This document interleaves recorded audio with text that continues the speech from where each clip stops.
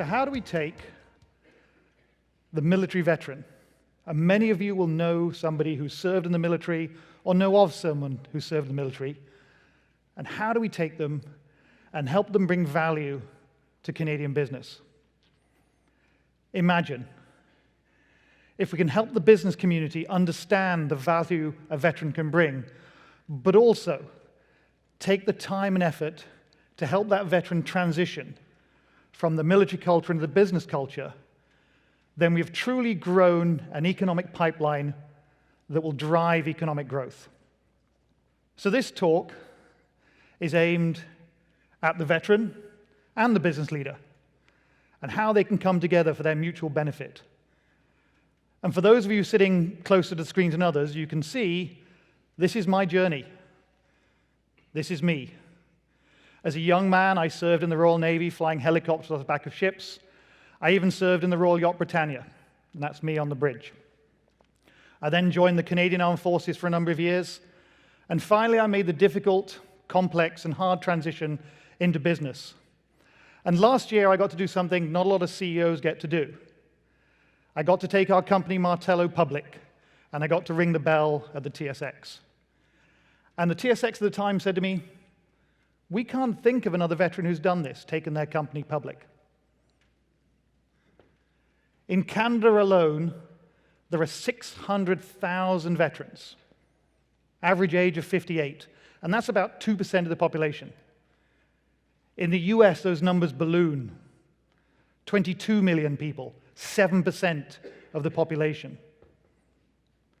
And many business leaders you speak to say, "I've got a talent shortage. It's an impediment to growth."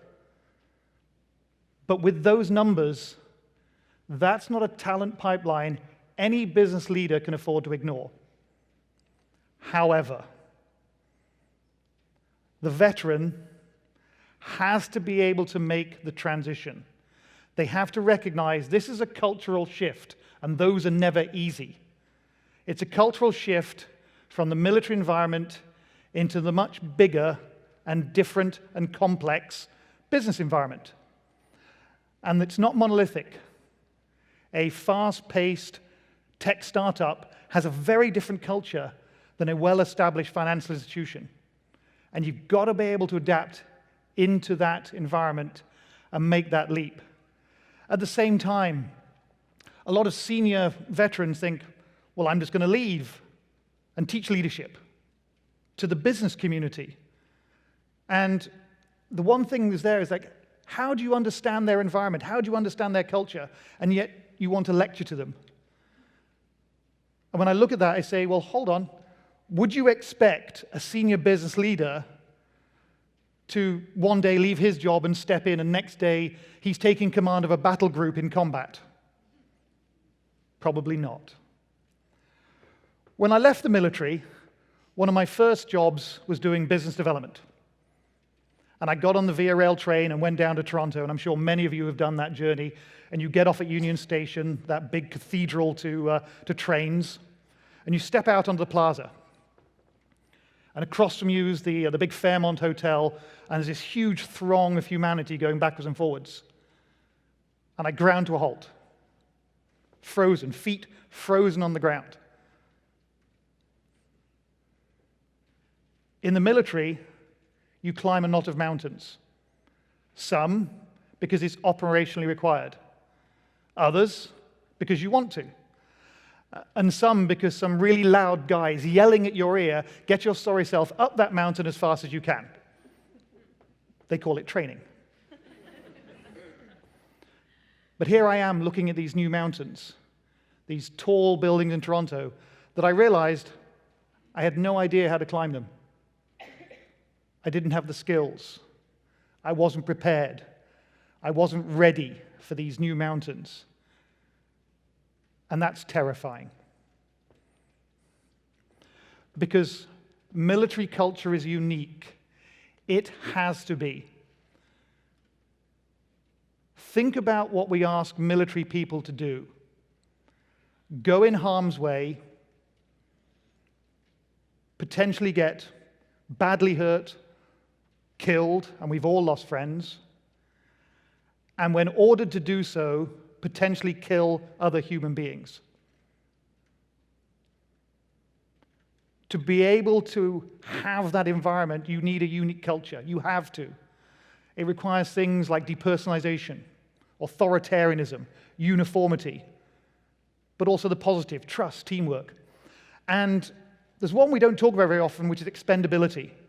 And if you're not quite sure what that means, some of you will have seen it in the movie. That's the three heroes keeping the bridge safe while the other good guys get away. But we all have our own stories of that as well. I remember being a young mid-20-year-old, and you saw the pictures, serving in the Persian Gulf. Our little helicopter, crew of 2, on the back of this ship. The threat to the ship were these very large missiles on the shoreline, about the size of a small bus, and they could fly slightly faster speed of sound. And the tactic we actually practiced was that when the ship was under threat from this missile, the helicopter with the 2 of us in it would take off, and we'd be close to the ship, but we'd make ourselves a much more attractive target to the missile, and the ship would go away. Good for ship, bad for us. But if you're the captain of the ship, it's a fairly simple equation. 220 people on a ship versus 2 people in a fairly small helicopter.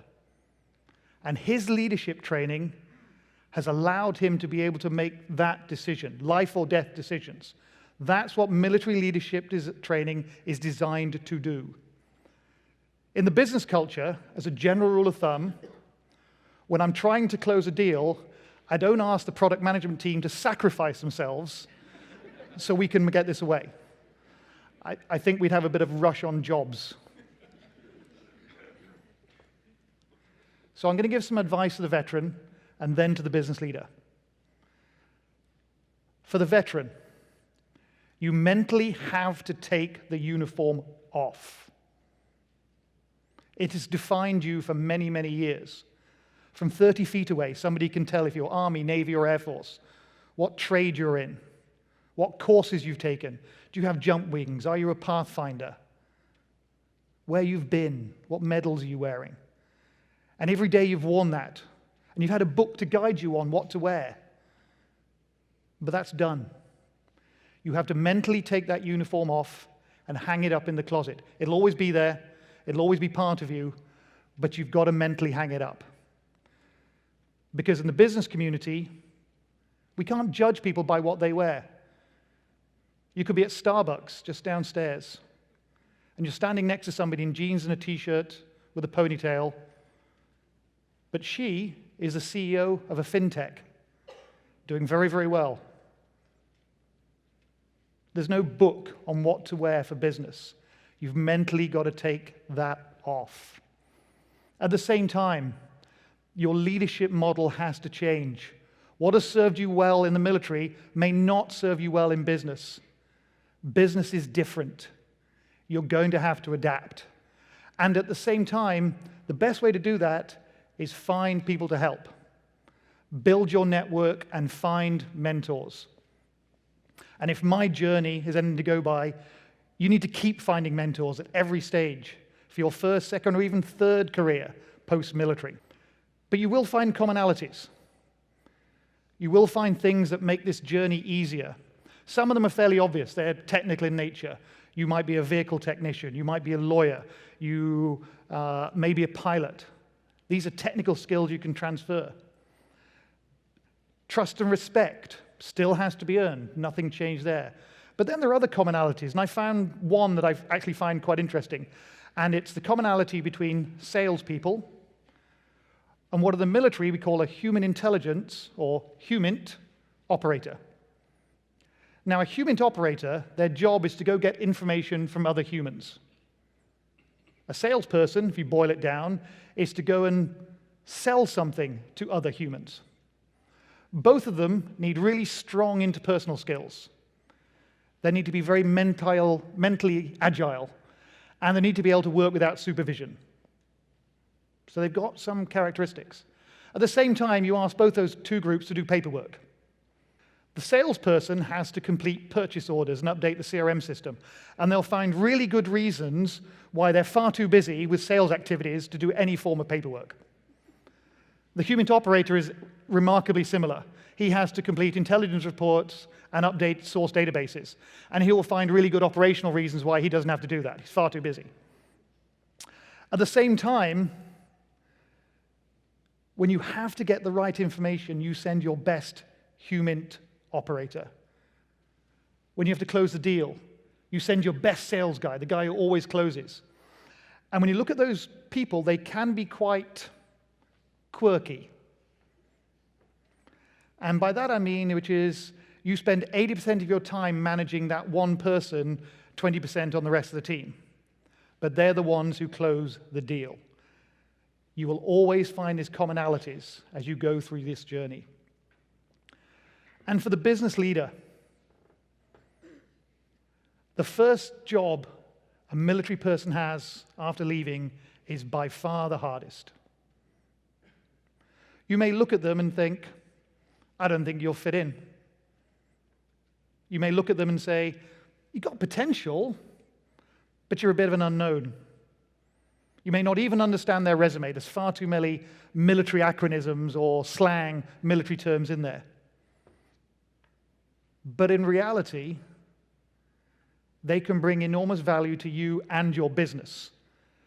They will fit in. They've been trained to adapt their whole career.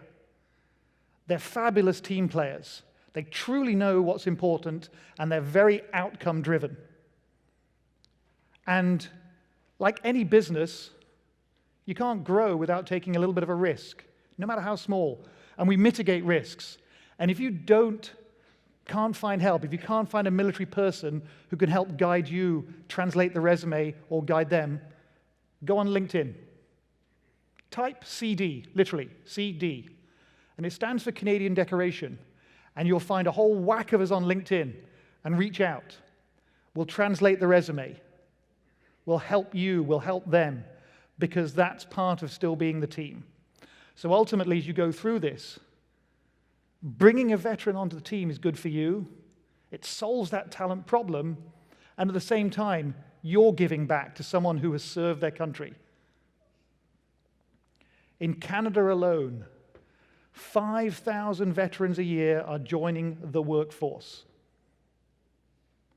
And that is a talent pool we need to tap into as business leaders to enable economic growth. For the veteran, embrace the change you need to make. You're going to transition from one culture to another. You need to build your network, find mentors, and you've got to be humble, open-minded, and curious, like you would with any cultural transition. But my final challenge is to the business leader. Have a look at your workforce. Have a look at your hiring practices. If no veterans are inside your organization and none are joining, ask yourself, why not? Thank you.